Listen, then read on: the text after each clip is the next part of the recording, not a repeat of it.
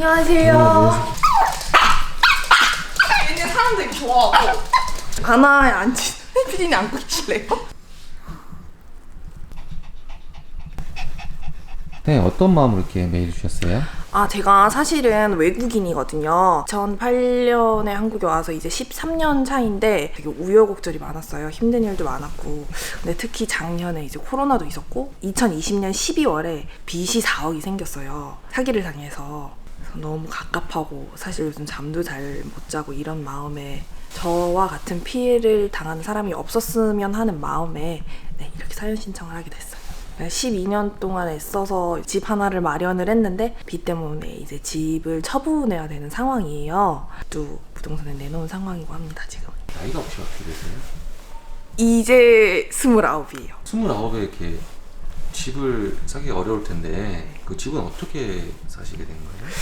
사실은 그때 좀 무리하게 사기는 했어요. 왜냐면 외국인이다 보니까 담보대출밖에 안 돼요. 전세자금 대출이라는 게 안 돼요. 그리고 너무 서러운 거예요. 제가 한국에서 10년을 살아왔는데 집 한 채가 없는 게 너무 서러운 거예요. 그래서 무리해서 앞으로 아직 젊고 하니까 열심히 벌어서 갚으면 되겠다라는 생각으로 2년 전에 집을 마련을 했어요. 그럼 집을 팔아서 대출도 갚고 네, 맞아요. 그 빚도 갚아야 되는 거예요? 사실 집만으로는 좀 힘든 상황이고 가지고 있는 거를 좀 이것저것 하나씩 정리를 해나가야 될 것 같아요. 집을 살려면 그래도 현금이 좀 필요할 텐데 젊은 나이에 그 정도 현금을 어떻게 마련하셨어요? 제가 대학교를 연세대를 졸업을 했는데 이제 대학교 2학년 때부터 연대 근처에서 자취를 하면서 이제 자그마하게 쇼핑몰을 시작을 했어요. 근데 그때가 이제 워낙 K-팝이 유행이고 그리고 제가 한국에 살다 보니까 그런 문화를 잘 알고 하면서 운이 좋게도 그게 이제 되게 잘 됐어요. 졸업을 하고 나서 주얼리도 했었고 주얼리를 하면서 뭐 화장품 뭐 이런 거를 하게 됐어요. 그러면서 돈을 차근차근 모아서 이 집까지 사게 됐어요. 될까요? 사장님 근데 네. 저 같으면 이렇게 밝게 이렇게 웃을 수 없을 것 같은데 이제 좀 그 슬픔의 단계를 넘어선 것 같아요. 어쨌든 벌어진 일이고 수습은 해야 되고 뭐 다 처분하고 해도 남들은 마이너스부터 시작을 하는 사람들도 있는데 저는 다시 그냥 시발점 제로로부터 시작한다고 생각을 하니까 마음이 좀 편하더라고요. 담당이 앞에 거 폈나? 저희 카페입니다. 지금 여기 계신 분은 네. 직원분이세요? 저희 친이모님이에요. 주얼리샵 이제 2개를 올해 이제 문을 닫고 나서 커피숍으로 와서 이제 도와주시게 된 거예요. 그 전에 그러면 주얼리샵도 하시고 사업을 좀 많이 하셨던 거예요? 올해 8월달까지만 해도 주얼리샵 2개랑 이제 카페로 해서 총 3개를 했었죠. 근데 지금 남아있는 건 이거 하나예요. 2.5단계 오르고 나서 진짜 테이크아웃 매출이 개판이에요. 어떻게 하다가 이렇게 장사에 뛰어드시게 되신 거예요? 백화점에서 알바를 했었는데 생각을 해보니까 제가 중국어도 하고 영어도 하고 해서 영업은 제가 다 하는데 사장님이 저보다 월등하게 많이 버시는 거예요. 그래서 뭐야 이럴 거면 내가 혼자지 이런 생각으로 쇼핑몰을 시작을 했는데 되게 운 좋게 잘 됐어요. 그래서 뭐 생활비라던가 등록금도 혼자서 다 해결을 했었고 그러면서 이제 재미를 보게 된 거죠. 요렇게 하나하나씩 해나가면 잘 되겠다 싶어갖고 졸업을 하고 나서 사실 맨 처음에 하고 싶었던 건 화장품이었어요. 너무 어린 친구가 막 이거를 하고 싶다라고 본사에다 얘기를 하니까 커리어가 없다 보니까 안 된다라고 얘기를 하더라고요. 그래서 화장품보다는 주얼리가 진입 장벽이 좀 낮았어요. 어린 친구들 하기 좋았어요. 그래서 주얼리를 하게 된 건데 왜냐면 그 기존에 쇼핑몰을 했던 인프라가 있다 보니까 그 주얼리를 할 때도 네. 온라인으로 구매하셨던 거예요? 오프라인 매장이 있었고 그러니까 오프라인 매출 반 그리고 온라인 매출 반. 네, 뭐 10,000원짜리 10,000원 20,000원짜리 팔아서 매출이 한 4,000에서 잘 될 때는 5,000 가까이 나왔으니까 괜찮았죠. 액세서리 쪽에서는 네. 마진율이 괜찮은 편이었어요? 마진이 다 떼고 나면 한 10% 정도 됐던 것 같아요. 그러면 그때 이렇게 돈을 많이 버셔가지고 집이랑 상가도 이렇게 매입을 하셨던 거예요? 네. 사실 한 5년, 한 6년 정도는 거의 쉬지 않고 정말 열심히 살았던 것 같아요. 일주일에 한 번도 안 쉴 때도 있었고 카페가 바쁠 때는 하루에 뭐 4시간도 자네마네 하면서 근데 뭐 집도 그렇고 가게도 그렇고 다 현금으로 주고 산 게 아니거든요. 뭐 한 절반 이상은 대출이다 보니까 이거를 다 처분을 하면 0부터 다시 시작을 해야겠죠, 당연히. 어떻게 하다가 이렇게 빚이 4억이나 되신 거예요? 저희 어머니가 코인 쪽으로 투자를 하셨는데 이게 이게 사모펀드처럼 ICO 개념의 코인이었는데 다단계 성향이 있는 사이트더라고요. 피해 사례가 너무 많고 또 이게 P2P로 된 거래다 보니까 법무법인에서도 이런 건 좀 힘들다, 변호사님들도 이런 건 좀 힘들다라고 얘기를 하시고 뭐 민사소송이라던가 이런 걸 진행을 해도 뭐 일단 시간이 너무 오래 걸리고 그리고 받을 확률이 많지가 않다라고 되게 솔직하게 얘기를 해주시더라고요. 최근에 네. 비트코인이 좀 올랐잖아요. 근데 왜 그게 사기가 되는 거예요? 그게 차라리 비트코인이었으면 지금처럼까지는 안 됐을 거예요. 근데 이거는 아예 사모펀드처럼 상장 전에 코인을 뭐 거래를 하고 이런 거다 보니까 그 계정에 지금 돈이 한 1억 5천 정도가 묶여 있는데 그거를 인출을 하고 싶어도 못하게끔 만들어 놨어요. 심지어 계속 돈을 넣어야 돼요. 돈을 안 넣으면 그 계정을 막아버려요. 금융다단계 그런 개념인가요? 네네네, 맞아요. 금융다단계, 정확히 금융다단계인데 코인판 금융다단계라고 생각을 하시면 돼요. 어떻게 하다가 이렇게 그런 거에 빠지셨는지 혹시 들어보셨어요? 제가 외동 딸이에요. 부모님은 항상 제가 공부를 더 하길 바랬어요. 대학원 공부를 해서 뭐 교수직을 한다거나 이러길 바라셨는데 제가 너무 어린 나이에 자영업 쪽으로 뛰어들다 보니까 아동바동 사는 게 좀 마음이 아프셨나 봐요. 왜냐면 올해 교통사고도 너무 여러 번 났었고 어머니가 뭐 쓰려고 그랬던 것도 아니고 어머니가 그 돈으로 해서 우리 딸 좀 덜 힘들게 해주고 싶다라는 생각으로 좀 울면서 그런 얘기를 하시더라고요. 어머님이 그 빚을 져서 이렇게 하신 거잖아요. 사장님이 그 빚을 갚아야 되는 이런 게 있진 않잖아요. 가족이잖아요. 가족이고 저는 제가 지금까지 살면서 저희 부모님 도움을 많이 받았거든요. 심적으로든 경제적으로든 힘들 때 부모님이 도와주셨어요. 항상 옆에서. 어머니는 저희 어머니가 아프셨어요, 많이. 유방암 수술을 했어요. 이제 한 5년 차가 된 것 같아요. 제가 사실 막 좀 더 열심히 머리를 막 굴려서 해왔던 이유도 어머니가 이제 유방암 수술을 하셨을 때 제가 졸업하는 연도였는데 어머니가 저한테 얘기를 안 하셨어요. 제가 힘들어할까봐. 아버지한테 그때 얘기를 듣게 된 거죠. 어머니가 사실은 지금 병원에서 어제 수술을 하셨다라고 얘기를 하시더라고요. 근데 좀 충격이 컸어요, 그때. 왜냐면 갔는데 암이 가슴이 한쪽이 없는 상황이었고 그리고 머리도 다 없으셨고 저희는 서로에 대한 부채의식이 있는 것 같아요. 어머니는 자기가 더 부유하고 그랬으면 우리 딸이 이렇게 고생을 안 했을 거라고 생각을 하고 이제는 좀 어머니가 마음의 짐을 내려놓고 행복하셨으면 좋겠어요. 밝게 생활하려고 하시는데 그래야지 어머니가 보기에도 덜 부담스러워 하실 것 같아서 그런 거죠. 그죠. 제가 무너지면 아마 어머니가 더 마음이 아플 거예요.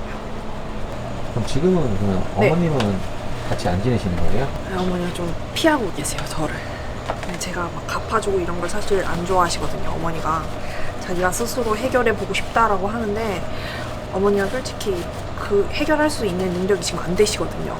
미안해서 비하시는 거죠? 네, 미안해서. 집이랑 가게만 팔아서는 다 갚기 조금 어려운 상황인가요? 네, 조금 부족한 상황이에요.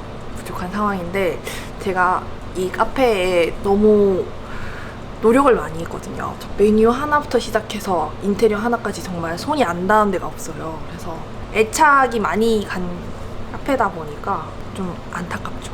감정이 조금 이렇게 빡칠 때라든지 이런저런 생각이 많을 때 있잖아요. 그럴 때는 보통 뭐 하세요? 일을 해요. 뭔가를 더 열심히 하려고 해요. 요즘엔 뭐 유튜브도 좀 시작해볼까 준비하고 있고요. 집에 가만히 있으면 슬퍼지고 눈물만 나고 그래서 가게에 나와서 일을 열심히 한다거나 아니면 뭐 편집을 한다거나. 네, 문자가 왔는데 우리보다 더 힘든 사람 많으니까 힘내라고. 아버지인데.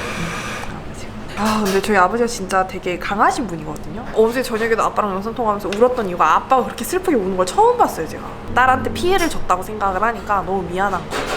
그것 때문에 계속 우시는 것 같아요. 괜찮아요, 근데 다 지나갈 거예요. 저 요즘 그 노래 되게 좋아해요. 그 소확행이라고 해서 임창정 노래거든요. 되게 공감 가는 노래예요. 원래 어렸을 때부터 강사를 하는 게 꿈이었어요? 전혀 아니었어요. 전혀 아니었고 저는 국제변호사나 외교관 쪽을 하고 싶었는데 저 과도 정치외교학과라고 해서 과도 그쪽으로 갔는데 어쩌다 보니까 근데 기본적으로 제가 욕심은 좀 있는 것 같아요. 욕심이 타고난 건가요? 타고났다고 하면 너무 욕심쟁이 같아 보이지 않나요? 식사는 언제 하세요? 이제 먹어야 돼요. 식사하셨어요? 아침부터 지금 같이 있었는데 혹시 제 식사하는 거 보셨나요? 혹시 드시고 오셨을 수도 있잖아요.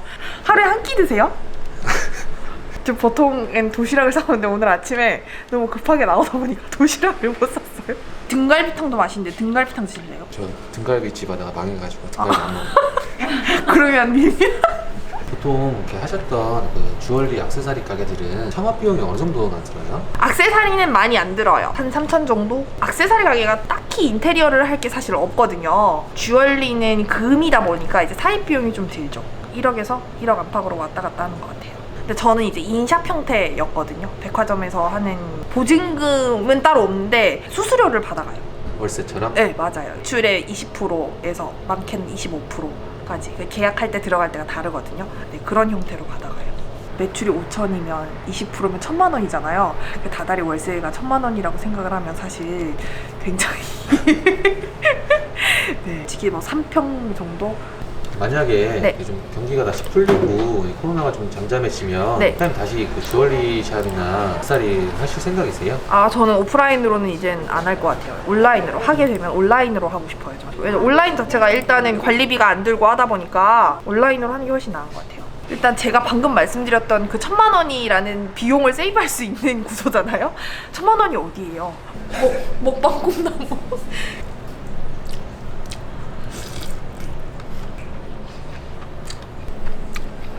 그럼 면치기 안 하시나요? 안 드실 거예요? 안 드시면 제가 먹을게요. 여기요 주문 여기요.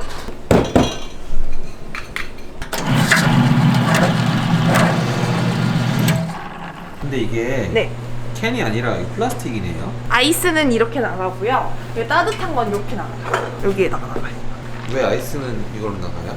녹아요. 여기에다가 아이스를 보내면 얘가 녹아요. 아니지. 여기에다가 핫으로 보내면 얘가 녹아요. 여기다가 아이스로 해도 되기는 하는데 잘못됐다. 감사합니다. 잘 부탁드릴게요. 조카로서는 가장 큰 장점이 뭐예요? 똑똑해요. 너무 똑똑해서 골치 아플 때가 있어요. 이모님이 보시기에 단점이 술을 너무 마셔서요.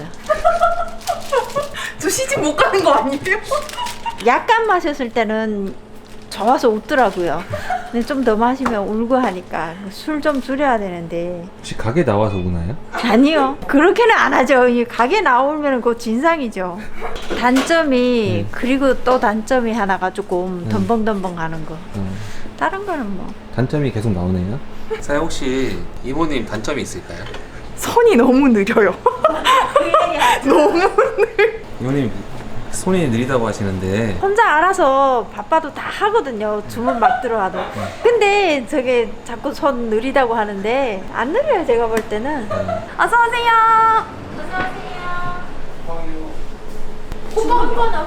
방금 뭐라고 하신 거예요?